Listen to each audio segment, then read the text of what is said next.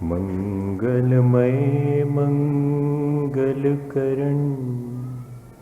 वीतराग विज्ञान नमो ताहि जाति भये अरहंताति महान। जो विद्यादि सागर सुधी जो विद्यादि सागर सुधी गुरु हैं हितैषी शुद्धात्म में निरत नित्य हितोपदेशी। वे पाप ग्रीष्म ऋतु में जल हैं सयाने पूजूं उन्हें सतत केवल ज्ञान पाने पूजूं उन्हें सतत केवल ज्ञान पाने। बोले महावीर भगवान की, आचार्य कुंद कुंद स्वामी की, आचार्य गुरुवर विद्यासागर मुनि महाराज की।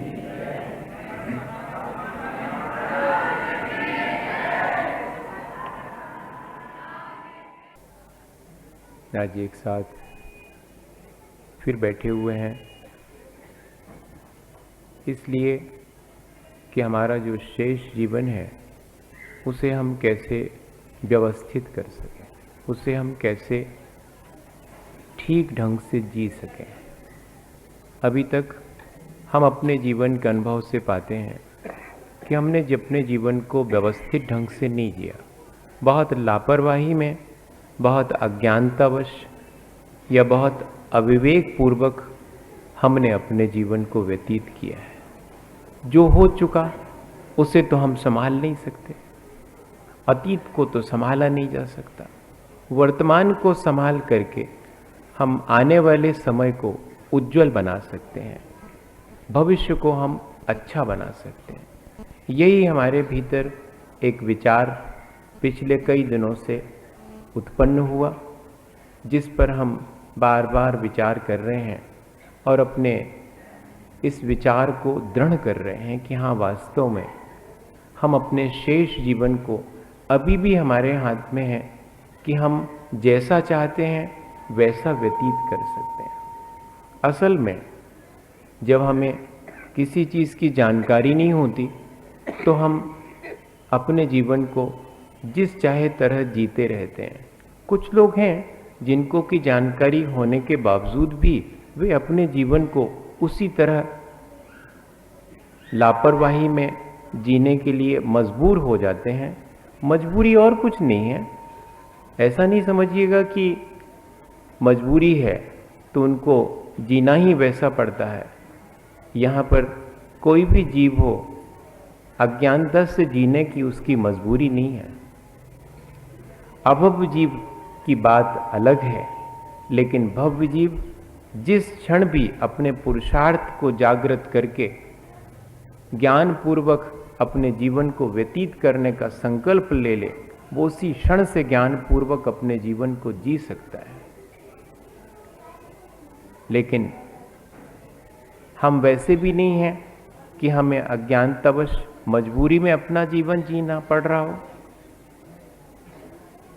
मजबूरी भी हमारी कमजोरी बन जाती है। लगता जरूर है कि क्या करें, हम परवश हैं, हमें तो ऐसा करना ही पड़ेगा। पर थोड़ा सा विचार करें कि ये जो परवशता है वो हमारी ही ईजाद की हुई है, हमारे अपने कर्मों के अधीन हम हैं। तो हम अपने कर्मों को क्यों ना सुधारें और उस पराधीनता को, जो कि हमारी मजबूरी बन गई है, उसे हम दूर करें। असल में मजबूरी और कुछ नहीं है, हमारी अपनी कमजोरी है। उसे हम मजबूरी का लिबास पहना देते हैं अपनी कमजोरी को ढकने के लिए। हम अपनी अज्ञानता को छिपाने के लिए, अपने मोह को छिपाने के लिए। मैं अभी बैठे बैठे सोच रहा था, कुछ दिन पहले एक आलेख आया था और सचमुच वैसा ही है। हम ईमानदारी की नाव में बैठ करके अपना जीवन शुरू करते हैं, लेकिन पहले से ही उसमें बड़े बड़े 2 छेद कर लेते हैं, जिनसे कि बेईमानी का पानी भरता रहता है। बातें करेंगे हम ईमानदारी की अच्छी अच्छी, लेकिन हमारे जीवन में हमने निरंतर जिन स्रोतों को, जिनसे कि अपना जीवन पतित होता है, उन्हें खोल रखा है। आज बेईमानी करने वाला भी ईमानदारी की बातें अच्छी तरह से कर सकता है। मेरे ख्याल से वो ज्यादा अच्छे से कर सकता, क्योंकि झूठ बोलने वाले को सच्चाई ज्यादा अच्छे से मालूम है। सच्चाई के बारे में झूठा व्यक्ति बहुत अच्छे से इंटरप्रेट कर सकता है, उसको बता सकता है, क्योंकि उसे मालूम है कि सच क्या है, तभी तो वो झूठ बोल रहा है। ऐसा ही हम सब के साथ हुआ। हम अज्ञानता पूर्वक अपना जीवन जी रहे हैं, लेकिन बातें हमारे पास ज्ञान की हैं, अच्छाई की हैं। तो क्या करें हम? इस तरह हम मजबूर हो गए? नहीं, हम मजबूर नहीं हो गए, हमने अपनी कमजोरी को छिपाना शुरू कर दिया है। अगर हम अपनी कमजोरी को स्वयं रियलाइज करें और मैनिफेस्ट कर दें, दूसरे को बता दें, तो हम अपनी कमजोरी पर विजय प्राप्त कर सकते हैं। हमारी बड़े से बड़ी कमजोरी क्या है? शारीरिक नहीं है, मानसिक कमजोरी है। हम मन से अस्वस्थ हैं, भले ही शरीर से कितने भी स्वस्थ क्यों ना हो। आज मुश्किल यह है कि शरीर से कोई अस्वस्थ हो तो उसकी तरफ तो ध्यान चला जाता है, उसकी तो हम सेवा शुश्रूषा में लग जाते हैं, लेकिन अस्वस्थ मन लेकर के उसकी सेवा शुश्रूषा के लिए हमारे पास कोई उपाय करने का प्रावधान ही नहीं है। हम उपाय ही नहीं करते हैं कि हम अस्वस्थ मानसिकता लेकर के अपना जीवन जी रहे हैं। अस्वस्थ शरीर लेकर के जी रहे हैं तो हम उपाय करेंगे, डॉक्टर के पास जाएंगे और उसको निरोग करने की कोशिश करेंगे। लेकिन मेरे मन को मैं कब निरोग करूंगा, मेरे मन की स्वस्थता में कब हासिल करूंगा, ऐसी ललक अपने भीतर जिस दिन पैदा हो जाए, हम अपने जीवन को उसी क्षण से अच्छा बनाने की तरफ एक एक कदम रख के जीवन को अच्छा बनाने का प्रयास कर सकते हैं। मानसिक अस्वस्थता के कारण क्या है और मानसिक स्वास्थ्य कैसे हमारा मन निरोग हो, ऐसा हम कैसे कर सकते हैं? पहले तो एक्सेप्ट करना पड़ेगा। बहुत कठिन होता है कि मेरा मन अस्वस्थ है, ऐसा मैं स्वीकार नहीं करूंगा। डॉक्टर के पास जाएं और वो पूछे कि क्या होगा, कछु नहीं, सब ठीक है। क्या करेगा वो? इलाज शुरू ही नहीं कर पाएगा। डॉक्टर के पास जाकर के पहले कहते हैं कि डॉक्टर साहब मूड पर आ रहा है, हाथ पांव में दर्द है, बुखार सो लग रहा हूं, हाउ ले आओ, नाड़ी दिखाओ हमें, देखें ली। जब अपनी अस्वस्थता को हमने डॉक्टर के सामने स्वीकार किया, तब डॉक्टर ने हमारे स्वास्थ्य के लिए डायग्नोस करके ट्रीटमेंट दिया। हम अपनी मानसिक अस्वस्थता को जब तक स्वीकार नहीं करेंगे, तब तक अपने मानसिक स्वास्थ्य को प्राप्त नहीं कर पाएंगे। ये पहला स्टेप है, पहला कदम ये होगा कि हम अगर वाकई में अपने जीवन को स्वस्थ बनाना चाहते हैं, अपनी चेतना को परिष्कृत करना चाहते हैं, अपनी चेतना की निर्मलता हासिल करना चाहते हैं, तो पहले चेतना मेरी राग द्वेष परिणामों से मेरे ही मलिन हो रही है। हालांकि उसमें उज्जवल होने की सामर्थ्य है, योग्यता लिए बैठी है, लेकिन वो मेरे अपने राग द्वेष परिणामों से मलिन हो रही है, ऐसा मुझे स्वीकार तो करना पड़ेगा। तभी ना मैं उन राग द्वेष परिणामों को हटा पाऊंगा और अपने मन को स्वस्थ कर पाऊंगा। अपने मन में मानसिक स्वास्थ्य के लिए क्या ऐसी चीज आती है कि जैसा दुख मेरा है ऐसा ही दूसरे का भी है? ऐसा कभी नहीं आता। अपने दुख को बढ़ा चढ़ा करके और दूसरे के दुख को कमती करके देखने की अपनी मानसिकता है। और अपन करते भी ऐसे ही हैं। रास्ते में कोई से मिले, क्यों भाई कैसा है, कह ले बढ़िया चल रहा है। अब बड़ा कंफ्यूजन होता है कि वो मिले थे, उनका तो सब बढ़िया चल रहा, अपना ही है गड़बड़ में। तो अपने भीतर भी लगता है कि ठीक तो है, अपना ही दुख ज्यादा बड़ा मालूम पड़ता है, दूसरे का दुख एहसास ही नहीं होता कि उसको भी दुख है। जब दूसरा अपना दुख सुनाने लगता है तो उसका दुख अपन ठीक ढंग से सुन भी नहीं पाते हैं, अपना रोना शुरू कर देते हैं, अपने दुख बताना शुरू करते हैं। क्या ऐसी मानसिकता स्वस्थ मानसिकता कहलाएगी? अपन स्वयं विचार करें। हमें अपनी इस मानसिकता से ऊपर उठना चाहिए। कम से कम इतना तो हो कि हम अपने सुख के लिए दूसरे को दुख में न डालें, इतना तो हमारे जीवन में हो जाए। हम ऐसा कोई सुख प्राप्त करने की इस संसार में कोशिश ना करें जो दूसरे के दुख पर टिका हुआ हो। जिस सुख के पाने के लिए मुझे दूसरे को दुखी करना पड़े, कम से कम इतना तो रियलाइज करें कि जैसा दुख मुझे है वैसा ही दुख दूसरे को भी हो सकता है। लेकिन अपने मन में ऐसा विचार नहीं आता।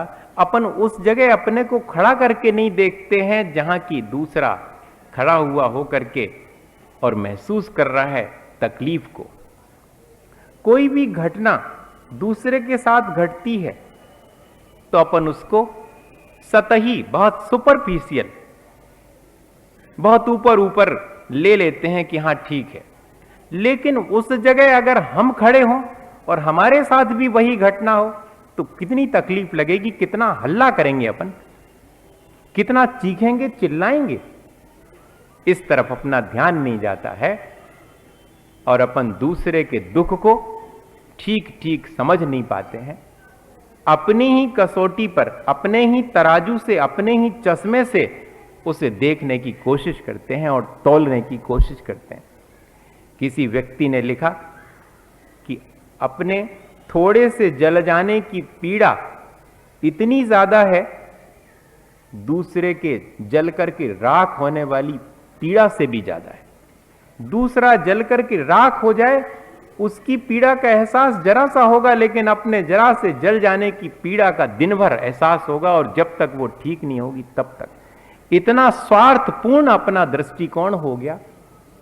कहते जरूर हैं कि अपने समान ही सब जीवों को समझो, जिनको भी संसार में चेतना है उन सबको हमारे जैसा ही सुख दुख होता है।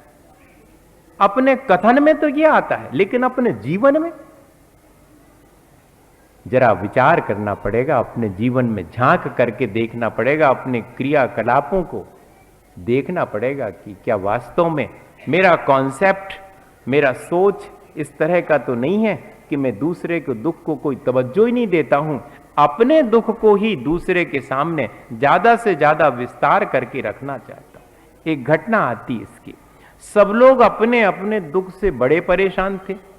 सो भगवान के सामने जाकर के, छोटे से गांव में रहते थे सब, सो भगवान के मंदिर में जाकर के और यही कहते थे कि भगवान कहां तक हम ये दुख सहें। तो भगवान को भी दया आ गई। कहानी में वैसे नहीं आती, वैसे तो वे अपने स्वभाव में लीन है, सब पे दया है उनकी। अलग से ऐसा निवेदन करने पर उनके मन में अलग से दया आए ऐसा नहीं है। तो भगवान ने दया करके, जो भी देव वगैरह उनके आसपास होंगे उनने कहा ठीक है भाई, इनको कोई मैसेज तो देना चाहिए, ये अपने दुख को ही सब कुछ समझ रहे हैं इसलिए इनसे झेला नहीं जा रहा अपना दुख, दूसरा इनको सुखी दिखाई पड़ रहा है। सबसे बड़ा कारण अपने दुख का अगर है तो दूसरा सुखी दिखाई देता है तो आदमी ज्यादा दुखी है। अपने दुख से कमती दुखी लोग हैं, उनकी तो मदद करी जा सकती, दूसरे के सुख से ज्यादा दुखी लोग हैं उनको तो तीर्थंकर आकर के भी सुखी नहीं कर सकते। तो जो दूसरे के दुख से दुखी है उनको संदेश तो देना था। भगवान ने कहा कि भाई ऐसा करो, आकाशवाणी हुई कि सब जने अपने अपने दुख की गठरिया फुटरिया बना करके अपने सिर पर रख के आओ और मंदिर के पास में जो बड़ा सा हॉल है, जैसे ऊपर हॉल है, तो उस हॉल में बहुत सारी कीलें लगा देंगे, सब लोग अपनी अपनी पोटली उसके ऊपर टांग देना। लोगों ने कहा बहुत अच्छी बात, सब दुख दूर हो जाएंगे, वहां हॉल में टांग करके आ जाएंगे अपने दुख की पोटली। तो सबने अपनी पोटली बड़ी से बड़ी बनाई, भले ही उठा तो नहीं बन रही है, सबने उसमें ढेर सारे दुख रखे, बड़ी बड़ी पोटली हो गई, मेरे दुख बहुत बड़े। अब जब दूसरे के देखे, दूसरे के सिर पर पोटली, तो अपनी पोटली सबको छोटी मालूम पड़ने लगी। हमारी पोटली तो दुख की ज्यादा छोटी, सामने वाले की तो और बड़ी है।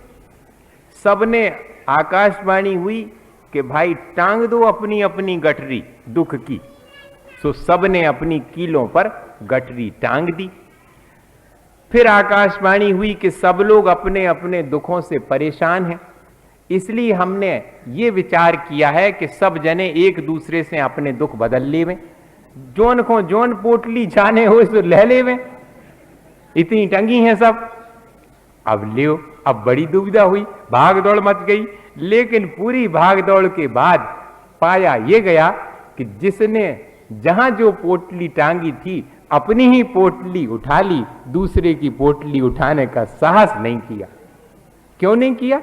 कि अपने दुख तो कम से कम दूसरे से कमती हैं, एक बात, और अपने तो भोगे हुए दुख हैं, पता नहीं दूसरे के कौन से प्रकार के पोटली मैंने कर याद है, तो अपन अपने ही ठीक है भैया हैं।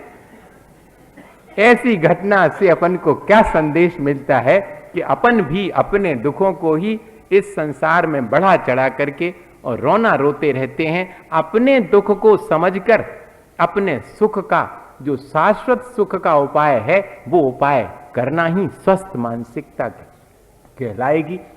अपन ऐसी स्वस्थ मानसिकता को प्राप्त करें। सुख दुख तो कर्म के उदय से, मेरे अपने पुण्य और पाप के उदय से प्राप्त होते हैं।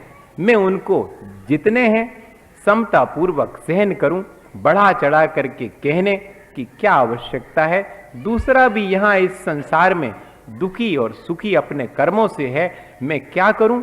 मैं तो सिर्फ उसकी दुख में मदद कर सकता हूं, उसे दुख ना हो ऐसा भाव कर सकता हूं। ये मेरी स्वस्थ मानसिकता है।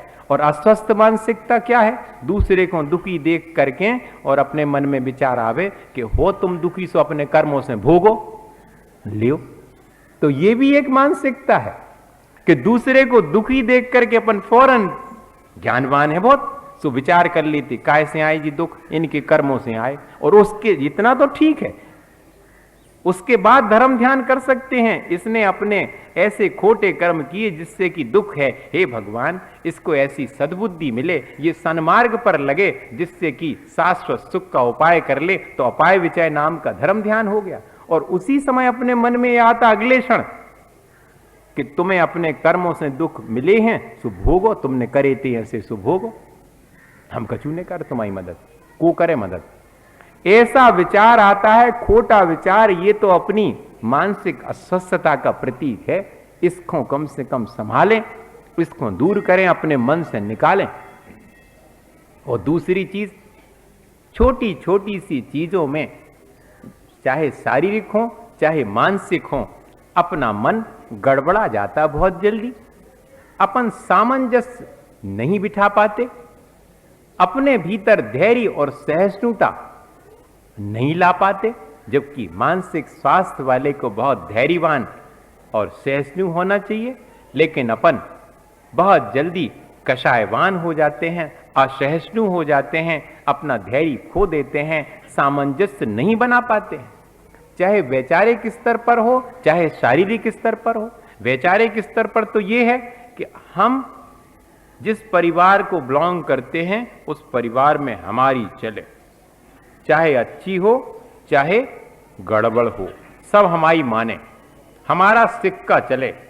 अकेले घर में ही नहीं, समाज में भी हमारा सिक्का चले। और जब इससे ज्यादा मानसिकता दूषित होती है तो देश में हमारा सिक्का चले। और फिर बाद में झगड़े झत्ते करके जिस किसी तरह राजा बन करके पहले अपने फोटो का सिक्का चलवाने की इसीलिए आदत थी और कुछ नहीं। हमारा सिक्का चले। हर आदमी के भीतर ये भावना कहां से आई? अपने ही कर्मों से, अपनी ही कषायों से, अपनी ही अज्ञानता से। भैया किसका सिक्का चला यहां पर? चक्रवर्ती भी अपने नाम लिखवावे के लाने वृषभगिरी पर्वत पर पहुंचे थे, सो सारे पर्वत पर उनके पहले ही नाम लिखे हुए थे। तब दूसरे का नाम मिटा के, दूसरे की प्रशस्ति मिटा के अपनी लिखने पड़ी थी। ऐसे तो असंख्यात चक्रवर्ती हो चुके।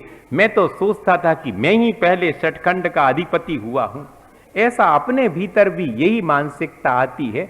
भैया अपन जब घरे नेहते, जब भी घर चलत, तो अपन जब समाज में नेहते, जब भी समाज वैसे ही चलता था। अपन देश में नेहते, सो भी देश वैसे ही चलता था। और अपन इतने तीन ही जगह ने रहे हैं, तब भी ऐसा ही चलेगा। संसार में रहने से संसार अपन से चल रहा हो, ऐसा नहीं है। ये तो ठीक वैसा ही हो गया जैसे एक बकरी छाया पा करके वो बैलगाड़ी के नीचे खड़ी थी। अब थोड़ी छाया थी वहां बैलगाड़ी के नीचे, वो में खड़ी थी। फिर बाद में बैलगाड़ी चली, सुबह छाया भी चलने लगी। उसने सोचा कि बैलगाड़ी के नीचे अच्छी छाया है, अपन भी छाया में चलो। सो वो भी छाया में चलने लगी। सो थोड़ी देर तो छाया में चलते चलते उसके मन में विचार आया कि देखो अगर हम रुक गए हैं तो बैलगाड़ी रुक जाए। बैलगाड़ी हमारी वजह से चल रही, हमारी दम पे चल रही बैलगाड़ी। ऐसा अपने मन में विचार आ जाता जैसे कि सारा संसार मेरे अपने ऊपर निर्भर हो, मैं उसको चलाने वाला हूं। ऐसे मानसिक रूप से अपने मन में विचार आ जाते। वो जरा सी बात में अपन सामंजस्य नहीं कर पाते। पढ़े लिखे लोगों को देखता हूं आज के समय में, बड़ी पढ़ाई करे हैं, लेकिन क्षण भर में विवाह के बाद तलाक की स्थिति बन जाती है, जिससे हम ये कहते हैं कि तुम्हारे बिना एक क्षण नहीं रह पाएंगे, उसी से हम ये कहते पाए जाते हैं कि तुम्हारे साथ हम एक क्षण नहीं रह पाएंगे। अब बताओ आप, ऐसी मानसिकता, सोचो थोड़ा सा कि हम लोग किस तरह की मानसिकता वाले हो गए। हमें क्या ऐसा स्वभाव था? हमें स्वयं परिवर्तित करना चाहिए अपने आप को। इसी तरह शारीरिक रूप से देखें, ना शारीरिक सहिष्णुता है, ना धैर्य है। जरा सा रोग शोक व्याधि हो गई, ले साहब, उसको सहन नहीं कर पाएंगे। थोड़ी सी गर्मी लगी, कूलर चलाओ। थोड़ी सी ठंड लगी, एसी चलाओ। थोड़ी सी ठंड लगी, हीटर चलाओ। मंदिर में पूजा तो करेंगे भगवान की, लेकिन पंखा के नीचे बैठ के हमसे नहीं हो, हमें पसीना अच्छा नहीं। इसका मतलब आपकी सहन शक्ति कम हो गई। आपने धर्म ध्यान तो किया, लेकिन आपकी शारीरिक रूप से जो सहिष्णुता थी वो कहां गई? आपका शरीर परिचय और उपसर्ग जब तक सहन नहीं करेगा, तब तक आप अपने शरीर के माध्यम से और अपने चेतना का विकास कर पाएंगे? क्या कर्मों की निर्जरा कर पाएंगे? जो शरीर से जितना सहन करने की सामर्थ्य रखता है, वही अपने आत्मा से कलुष परिणामों को हटा करके अपने कर्मों की निर्जरा कर सकता है। भैया आज शारीरिक रूप से भी अपन कमजोर हो गए। कमजोर हो गए का मतलब क्या? शरीर कमजोर होगा नहीं, शरीर में सहन शक्ति की क्षमता अपन ने बहुत सारे साधन ढूंढ करके कम कर ली है। इतने साधन है, पहले भी लोग थे, अभी भी गरीब लोगों के छोटे से बेटा वहीं पर पत्थर तोड़ता रहता और वहीं पर उसकी मां पत्थर तोड़ रही और बेटा वहीं पर खेल रहा है सड़े गले कपड़ों में। लेकिन साहब हैं तो उनका बेटा एसी में लेटा है और तन्नक सो बाहर निकलो सो लू लग गई। लियो अब बताओ, ओखों तो नहीं लगी लू, वो तो वही में डर और रूई में ही। क्या है उसके शरीर में ऐसी क्षमता शुरू से आ गई? अपन ने अपने अंदर क्षमता होते हुए भी साधनों को अपना करके अपनी क्षमता को कमजोर कर दिया। जितने अपन ने शरीर के सुख के साधन अपनाए हैं, क्या वे वाकई में शरीर को सुखी बना पाए? बल्कि उन्होंने शरीर को और कमजोर बना दिया।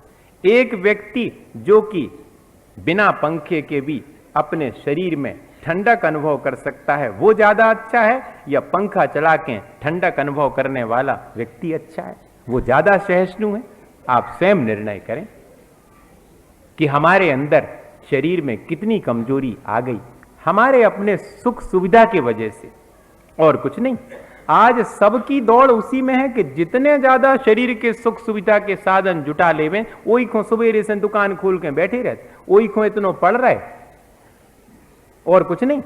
शरीर के सुख के साधन में ज्यादा से ज्यादा मेरे पास पैसा होगा, अच्छा पद प्रतिष्ठा होगी, तो मैं अपने 5 इंद्रिय और मन के विषयों को अच्छी तरह से गेन कर पाऊंगा, अच्छे कपड़े पहन पाऊंगा, अच्छा खाना खा पाऊंगा, अच्छे मकान में फ्लैट में रहूंगा और चेन पकड़े रहूंगा कुत्ता की, वो खो दौड़ाऊंगा फिर। ऐसा ही है, उसी को स्टेटस अच्छा माना जाएगा आज के समय में कि कुत्ता पाले हैं भी, वो बहुत अच्छो है, उसे असली सीन कुत्ता ले आई थी। अब बताओ, अमेरिका से आओ तो उनको कुत्ता। अब ये बड़ी दिक्कत, लोगों को क्या विचार ये स्टेटस का सिंबल बना लिया। इस तरह से अपन ने अपने शरीर को ही, अपने मन को ही विकृत कर लिया। ये तो विकृत मानसिकता है और शरीर की असहिष्णुता है। गांधी जी जैसे लोग भी इस देश में हुए हैं जिन्होंने हमें सहिष्णुता का मानसिक भी और शारीरिक भी पाठ पढ़ाया। हमारे तो घर में मिठाई नहीं, हमें कुत्ता पूछने नहीं। अच्छा तो क्या हुआ कि गांधी जी हमेशा, हम उदाहरण सुनाते उनका यही उदाहरण कि गांधी जी हमेशा 15 मुनक्के खाते थे भोजन में फुला करके। सो एक दिन नायडू उनके पास में भोजन के समय आई और उन्होंने देखा कि बापू को तो काम बहुत करना पड़ता मन से, और 15 ही खाते हैं, अपन 20 कर दो, क्या फर्क पड़ता है। सो उनने 5 मुनक्के और बापू के बढ़ा दिए। अब बताइए, बापू को लगा कि 15 से ज्यादा मुनक्के हैं, तो उन्होंने निकाल करके 10 मुनक्के एक तरफ रख दिए और 10 ही खाए। तो फौरन नायडू बोल पड़ी, बापू आप तो 15 वैसे ही लेते थे, आपने तो 10 अलग कर दिए, 10 ही रह गए। बोले नायडू मैंने सोचा कि जैसे 15 ऐसे 10, जैसे तुमने सोचा कि जैसे 15 हूं से 20, ऐसे ही हमने सोची कि जैसे 15 हूं से 10। भैया ये है सहिष्णुता, विचारों की भी और शरीर की भी। लेकिन आज एक चीज जरूरत है, 4 चीजें चाहिए। जरूरी है एक चीज, लेकिन लग्जूरियस विलासता के लिए मुझे 4 चीजें और 400 चीजें चाहिए। उन 4 और 400 चीजों के लिए मुझे किसी भी जीव को दुख देना पड़े तो मुझे मंजूर है। मैं अपने सुख के लिए दूसरे को भी दुखी कर दूंगा। ऐसे विचार, ऐसी मानसिकता कहां ले जाएगी अपने को? विकृत मानसिकता। और तीसरे नंबर, अपने जीवन को अपन ने मर्यादित नहीं किया। अपने जीवन की मर्यादाएं अपन ने निर्धारित की, अपने जीवन को व्रत नियम संयम में बांधा, या कि अव्रत और संयम पूर्वक ही अपने जीवन को व्यतीत कर रहे हैं। अपन झांक करके अपने जीवन में देखें कि हाँ वास्तव में ऐसा ही है। जो जब मन में आया वो खा लिया, कब खाना चाहिए, क्या खाना चाहिए, कैसे खाना चाहिए, क्यों खाना चाहिए, इस तरह के प्रश्न अपने भीतर उठते ही नहीं है। चाहे जहां खा लेना चाहिए, रोड पे खड़े होटल में ही खा लो चाहिए, भोजन करने अपन को का सुजे सो वो घूमता रहते हैं जानवर, सो इते मुंह मारो, उते मुंह मारो, उते मुंह मारो, पेट भरने अपन को। तो ऐसा ही अपन भी करते हैं। बुरा नहीं मानना, आप अपन विचार कर रहे हैं, आपको उलाहना नहीं दे रहा हूं। क्या हमारी आदत ऐसी ही नहीं हो गई? अपनी आदत पर विचार करें जिसको कि अपन अच्छा मानते हैं, लेकिन इस आदत को अपन जिसको हम ठीक मानते हैं, क्या वो ठीक है सचमुच में? ये अपन को ही विचार करना और दूसरे को ये विचार अपने जीवन के बारे में सौंपना नहीं करने के लिए हम आपके जीवन में विचार करें। इतनी फुर्सत किसी को नहीं है। सबको अपने अपने जीवन के बारे में, अनुशासन के बारे में, मर्यादा के बारे में विचार करना चाहिए। कितनी मर्यादा मैंने रखी है? मेरी मंदिर की मैंने मर्यादा रखी है? मेरे अपने सच्चे देवगुरु शास्त्र के प्रति मैं मर्यादित व्यवहार करता हूं, या कि चाहे जैसा व्यवहार करता हूं? देखें जरा, मैं अपने माता पिता के प्रति उनसे छोटा हूं, पुत्र हूं, पुत्री हूं, तो क्या उनके सम्मान की रक्षा करता हूं? मैं उनके आदर और सम्मान में मौन रहना पसंद करता हूं, या कि उनके असम्मान के लिए 4 बातें कह करके उन्हें नीचा दिखाने की कोशिश करता हूं? मैं अपनी बात मनवाने की कोशिश करता हूं या उनकी बात मानता हूं? जरा विचार करें। मैंने अपने जीवन को इस तरह अनुशासनहीन बना लिया है या कि मैं मर्यादित होकर के अपने जीवन को जी रहा हूं। कोई और कहे इसके पहले मुझे अपनी मर्यादाएं अपने जीवन की स्वयं निर्धारित कर लेना चाहिए। मैडम गांधी विदेश यात्रा पर गई और उन्होंने वहां पर वेटर से होटल में मांगा, थाली दो, उस थाली में आलू और प्याज मत रखना। अरे वेटर ने कहा, मैडम आप इतने अंडा भी नहीं रखना, पहले ये सब चीजें बोल चुकी, शाकाहारी देना, फिर शाकाहारी में भी आप आलू प्याज नहीं रखना, ये तक बोल रही हैं। बोले सीधा सीधा बोली ना कि जैन थाली दीजिएगा, ऐसा बोला उसने विदेश में, आप आश्चर्य करेंगे। तो उनको भी बहुत आश्चर्य, इन सब चीजों को सेवन नहीं करेगा, रात्रि में नहीं खाएगा, ये पहचान कितनी पीढ़ियों से कितने लोगों ने इसमें बलिदान किया होगा नहीं खा करके, तब ये सिंबल बना। आज अपन उस सबको एक तरफ तोड़ने में लगे हुए हैं और कुछ नहीं, अपनी मजबूरी कह करके, और कुछ नहीं है, अपनी कमजोरी, लेकिन उसको मजबूरी का जामा पहना करके और अपन आराम से कर रहे हैं। क्या ये स्वस्थ मानसिकता है? आप स्वयं विचार करना। मैं रात्रि भोजन छोड़ो या नहीं करना चाहिए, ये कुछ भी नहीं कह रहा हूं, ये आपके ऊपर निर्भर है कि आपको क्या करना चाहिए क्या नहीं करना चाहिए। मैं कौन होता हूं जो आपके जीवन को अनुशासित करूं, आपके जीवन की मर्यादाएं बताऊं? आपके जीवन की मर्यादाएं आपको स्वयं निर्धारित करनी चाहिए। आपके जीवन का अनुशासन, गांधी जी ने लिखा कि दूसरे के द्वारा लगाया हुआ अंकुश हमेशा पतन का कारण होता है। व्यक्ति को अपने हाथ से अपने ऊपर इच्छाओं पर अंकुश लगा करके अपना जीवन जीना चाहिए। हाथी के ऊपर लगाया गया अंकुश हाथी के लिए कष्टकारी है, लेकिन हाथी ने तो अपने हाथ से नहीं लगाया, वो अज्ञानी है।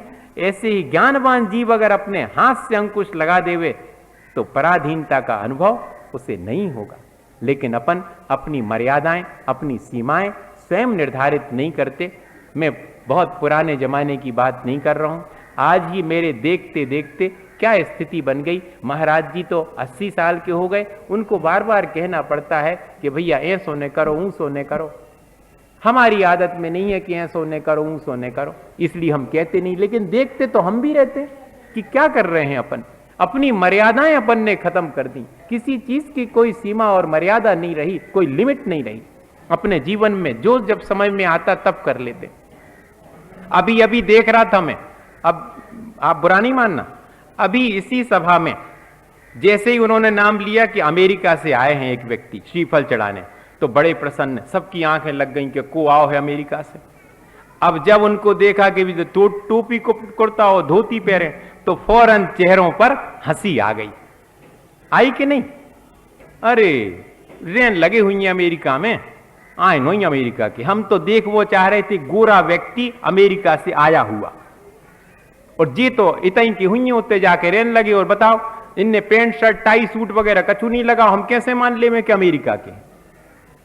धोती पहने हुए हैं, कुर्ता पहने हुए हैं, टोपी लगाए हैं, इसलिए मैं उनको अमेरिका का कैसे मान लूं? ये मेरी मानसिकता, और मुझे हंसी आती है। मुझे याद आ गया कि हमारे समय में एमए पढ़े हुए थे मलैया जी, तो वो कोर्ट में गए, तो कोर्ट के बाबू ने जब उनके खादी के आपके पजामा कुर्ता को देखा तो उनको तवज्जो ही नहीं दी, एक तरफ बिठा दिया। ऐसे बहुत सारे लोग हैं कपड़े देख करके, लेकिन थोड़ी देर तो वो शांति से बैठे रहे। फिर उनने जहां दो चार बातें इंग्लिश में करी तो ऊपर से नीचे तक देखा उसको, उनको, अरे हम तो समझ रहे थे ये सब गधासो है, कुर्ता पजामा पहने हैं और वो भी खादी के पहने हैं, सो हमने ज्यादा ध्यान नहीं दिया, जी तो अंग्रेजी बोल रहा। वो एमए इंग्लिश में किया था कलकत्ते से, लेकिन सामान्य अपना जीवन जी रहे हैं, अपनी मर्यादाएं, अपना अनुशासन स्वयं निर्धारित किया है, दूसरे के हिसाब से थोड़ी। अपनी संस्कृति का ध्यान रख रहे हैं, यही मर्यादा का ध्यान है। लेकिन आज के समय में ऐसी मानसिकता अपन की बन गई है कि अपन इन सब चीजों को हंसी का पात्र मानेंगे, जो कि अपनी संस्कृति का और अपनी मर्यादा का पोषण कर रहा हो, उस सब का मखौल उड़ाएंगे। आज अपन उसको अच्छा मानेंगे जो पाश्चात्य सभ्यता के अनुसार जी रहा हो। अपन भी वैसे ही कोशिश करेंगे। क्या ये मानसिकता अपनी अच्छी है, स्वस्थ है? अपन ऐसी मानसिकता अंदर में रख करके पूजा पाठ कितना भी कर लें, अपनी मानसिकता नहीं बदली तो पूजा पाठ क्या निमित्त बना। पूजा पाठ इसी के लिए किया था मैंने कि मेरी मानसिकता बदले और मेरी मानसिकता स्वस्थ हो। देवगुरु शास्त्र के चरणों में मैंने अपनी श्रद्धा इसलिए व्यक्त की थी, उनकी सेवा में इसलिए खड़ा हुआ था मैं, ताकि मैं अपने अस्वस्थ मन को स्वस्थ कर सकूं। लेकिन मैं अपने अस्वस्थ मन को ज्यों का त्यों बनाए हूं और उन सब कार्यों में जो कि बाहर से दिखने में बहुत सुंदर लगते हैं, लेकिन मुझे वो सुंदर कार्य भी मेरे मन को सुंदर नहीं बना पाए। जरा सा विचार करना, अपने कर्तव्य और दायित्व का बोध है क्या अपन को? आखिरी चीज, व्यक्ति को अपने दायित्व का बोध स्वयं होना चाहिए, अपने कर्तव्य का बोध स्वयं होना चाहिए। एक मनुष्य होने का दायित्व क्या है? मनुष्य होने का दायित्व है कि मैं मानवता के साथ अपना जीवन जीऊं, मेरे भीतर मानवता कूट कूट के भरी हुई हो, तब मेरा मनुष्य होना सार्थक है। ये मेरा जीवन भर चलने वाला दायित्व है। पशु के स्तर पर तो पशुता ही उसका दायित्व है, लेकिन मैं मनुष्य हूं, मानवता मेरा दायित्व है। पशु से अपेक्षा नहीं की जा सकती। पशु अगर मानवता का व्यवहार करते हैं पशु मानवता का व्यवहार, तो अपन उनके पेपरों में शाबाशी के लिए छापते हैं और खूब प्रशंसा करते हैं। लेकिन मनुष्य अगर पशुता का काम करे तो ठीक है।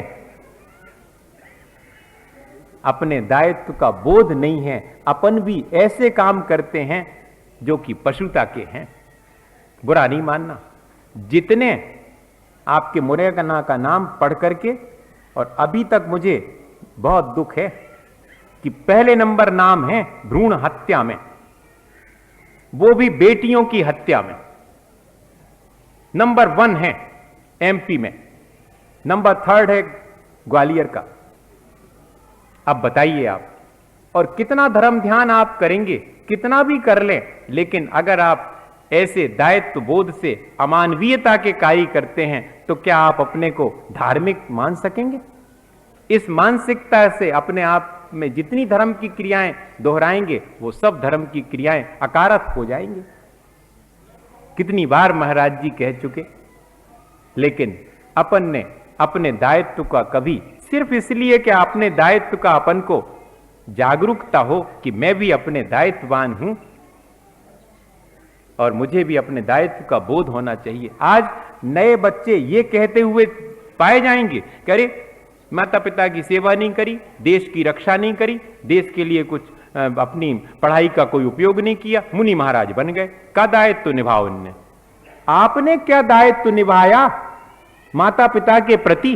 पढ़ाई लिखाई करके भी अपने देश के उद्धार के लिए या कि नैतिक पतन में आप सहयोगी बने? सीधा सीधा कहूंगा, आज की युवा पीढ़ी क्या नैतिक उत्थान करने के लिए पढ़ रही है? अपने देश के संस्कारवान होने के लिए स्वयं संस्कारवान और स्वयं नैतिक बल अपने भीतर होना पड़ेगा, तब आएगा दायित्व का बोध, अपनी संस्कृति का बोध।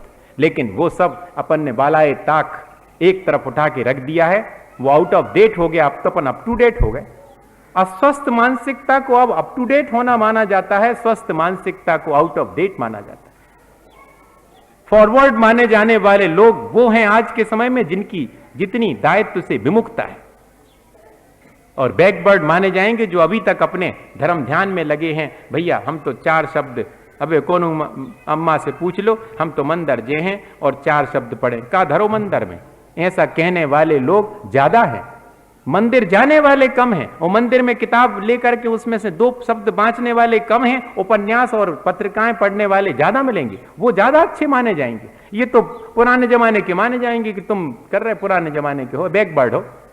बताइए, ऐसी मानसिकता हो गई अपनी कि नहीं? क्या ये मानसिकता ठीक है? ये दायित्वहीनता ठीक है? ये दायित्व बोध है क्या?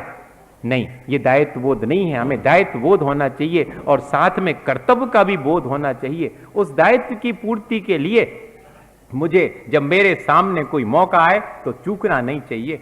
मेरा मानवता, मेरा अगर दायित्व है तो मानवता का कोई भी कार्य मेरे सामने अगर आ गया है, उसमें मैं यथाशक्ति क्या सहयोग दे सकता हूं, ये मेरा कर्तव्य है। अगर एक गरीब आदमी 2 रोटी मांगेगा तो उसको दुत्कार देंगे वो कि कपड़ा देख के, लेकिन अगर बोली हो रही हुई है, भगवान पधराने हुई है, मंदिर बनाने हुई है, तो 2 लाख की बोल देंगे। महाराज को शास्त्र भेंट करने की 2 लाख की ले लेंगे बोली, उसमें पटिया लगेगा। अभी कह रहे थे महाराज, यही है अपना कर्तव्य नहीं समझते, अपन कर्तव्य बोध नहीं है कि मेरे सामने मानवता के अगर काम है तो मुझे उसे प्रमुखता देनी चाहिए। लेकिन वो चीज सूझबूझ नहीं है। अपन को ये सूझबूझ होनी चाहिए कि हमारा दायित्व जीवन भर के लिए मानवता के कार्यों का है, और मेरा कर्तव्य है कि जब मानवता के काम सामने हो तब मुझे उनको प्रायोरिटी देनी चाहिए। भैया बहुत सारी बातें तो नहीं कह रही हैं, कड़ी कड़ी तो नहीं हो गई कछु बातें। भैया आप उसको अन्यथा नहीं लीजिएगा, अपने कल्याण में तो ऐसी ही बातें सहायक बनेंगी। हम हो कैसे गए हैं, हमारा स्वभाव कैसा था, ये विचार करें। हम इतना, हमारा वीतराग स्वभाव है और हम राग द्वेष में लगे हैं, अपने स्वभाव को भूल करके विकृत मानसिकता लेकर के सारी धार्मिक क्रियाएं कर रहे हैं। क्या ये आचरण मेरा ठीक है? ऐसा अपने आप विचार करें, दूसरे के कहने सुनने के लिए नहीं है, अपने आप के लिए। शांति से बैठ करके इतनी सारी बातें कोने में, घर के किसी एकांत कोने में छाती पर हाथ रख करके विचार करें कि वास्तव में ऐसी अस्वस्थ मानसिकता मेरी हो गई है, मैं कैसे इससे उबरूं, मैं कैसे इससे ऊपर उठूं और अपने जीवन को स्वस्थ मन से व्यतीत करूं। ऐसा अपने भीतर विचार आना चाहिए। इसलिए नहीं कह रहा हूं कि आपको कोई उलाहना देना है या आपसे कुछ बातें कहनी। आप तो इतने प्रेम से सुनने के लिए आए हैं, आपको डांटूंगा क्यों? जो सुनने नहीं आए उनके लिए क्या करूंगा मैं? उनको डांटने जाऊंगा क्या? सुनने आए हैं उनको ही तो समझाऊंगा कि देखो ऐसा नहीं, ऐसा है। इस अपेक्षा से बता रहा हूं, आप अन्यथा मत लीजिएगा। एक छोटा सा उदाहरण आपको सुनाऊं ताकि अपन को समझ में आ जाए कि अपना दायित्व क्या है और समय समय पर उस दायित्व की पूर्ति के लिए अपना कर्तव्य क्या है, और अपन कर्तव्य के प्रति और दायित्व के प्रति जागरूक हैं या नहीं है। वो जागरूकता मुझे लानी चाहिए, ये संकल्प मेरे भीतर है या नहीं है। मैं उसके लिए तत्पर हूं, उस जागरूकता के लिए लाने के लिए कि नहीं, ये अपने आप एनालाइज करें। एक लकड़हारा था, लकड़ी बेच करके अपनी आजीविका व्यतीत चलाता था। सिर पर लकड़ी का गट्ठा रख करके जगह जगह आवाज दे करके और लकड़ी बेचा करता था। जिस देश में वो ये लकड़ी बेचने का काम करता था, उसी देश के राजा एक्सपायर हो गए। अब रानी साहबा ने कहा कि भाई कैसे निर्णय करेंगे कि कौन प्रजा की सेवा कर सकेगा, कौन उसका संरक्षण कर सकेगा। राजा का सबसे प्रिय हाथी था, वही चुनाव करे किसको राजा बनाना है। पहले लोग इस तरह, आज की बात अलग है कि आज तो फार्म निकल हैं, सो कहो 3 लाख लोग भरे एक सीट के लाने, है ना।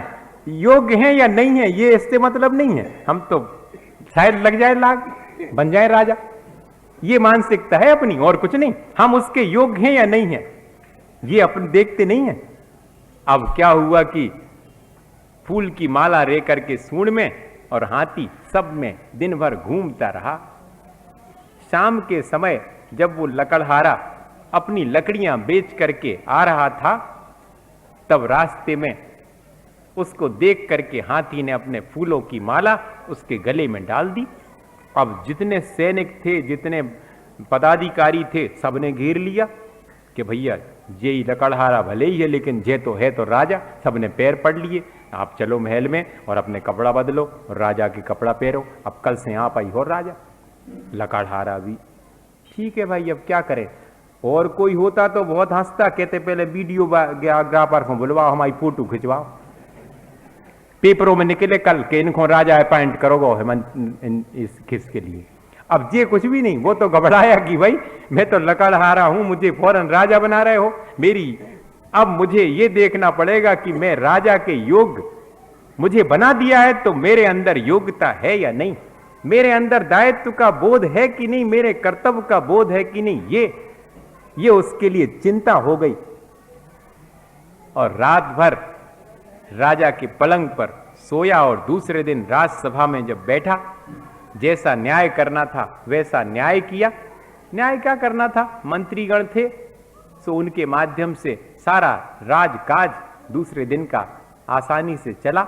वो तो सिर्फ राजा बना बैठा रहा, लेकिन जब सिंहासन से नीचे उतरने लगा तब देखिएगा, सिंहासन से नीचे उतरते समय दोनों मंत्रियों के दोनों कंधे पर अपने हाथ रख के फिर नीचे उतरा। मंत्रियों को हंसी आ गई, तो उसने राजा बने लकड़हारे ने कहा कि मैं समझता हूं तुम क्यों हंस रहे हो। तुम इसलिए हंस रहे होगे कि देखो कल तक अपना लकड़ी का बोझा सिर पर रखने वाला और अपना बोझा ही दूसरे के कंधों पर रख करके उतर रहा है। उस राजा बने लकड़हारे ने दो बातें कही कि मेरे कंधे पर हाथ रखने का एक कारण कि मैं तो अज्ञानी हूं, मैं राजा के लायक आपने बना दिया है, पर सारा राजकाज आपके कंधों पर है। मैं स्वयं भी आपके आश्रित हूं, इसलिए मैंने दोनों के कंधों पर हाथ रखा। आप दोनों को ही काम करना है, मैं तो सिर्फ आपका बनाया गया राजा हूं। और दूसरी बात कि एक राजा को तो राजा के अनुसार अपना कार्य होना चाहिए, तो राजा को तो यही शोभा देता है कि वो इस तरह दूसरे के कंधे पर सहारा लेकर के और फिर नीचे उतरे, जैसे कि आज के समय में कोट पहरावे दो दो जने चाने नौकर, ये स्टेटस है। तो ऐसा ही स्टेटस सिंबल राजा का भी है कि उसको अंगरक्षक चाहिए। भले ही राजा बलवान है, लेकिन उसकी शोभा है उसके अंगरक्षक। जैसे इंद्र के भी अंगरक्षक होते हैं। इंद्र का शक्ति लिखी हुई है कि तीनों लोगों को डमरू की तरह उठा पटक कर सकता है, इतना बल है उसके भीतर, फिर उसके अंगरक्षक की क्या जरूरत है, ऐसा प्रश्न आ जाता है। लेकिन नहीं, ये उसके दायित्व के लिए, उसके पद के योग्य है। तो मैं अपने जिस राजा मुझे बनाया है उस पद के योग्य ही कार्य करूंगा।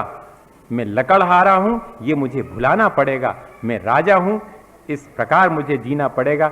मेरे दायित्व का बोध भी मुझे है और आप सब इस राज्य काज को चलाएंगे, ये मेरा कर्तव्य का बोध है। भैया, उदाहरण से अपन को यही संदेश रहना चाहिए कि जो जिस जगह पर है वो अपने दायित्व को पहचाने, और जब उस दायित्व की पूर्ति के लिए कोई कर्तव्य सामने आए तो उसे पूरी तत्परता के साथ पूरा करें, ईमानदारी से पूरा करें। तो अपने जीवन को अपन अच्छी मानसिकता और स्वस्थ मानसिकता से पूरा जी सकते हैं। वरना तो जैसा जीवन जी रहे हैं वैसा जीवन अपने लिए मिला, उसकी सार्थकता नहीं होगी। अगर अपन जीवन को सार्थक करना चाहें तो वास्तव में स्वस्थ मानसिकता के साथ जी करके ही सार्थक कर सकते हैं। बोलिए आचार्य गुरुवर विद्यासागर मुनि।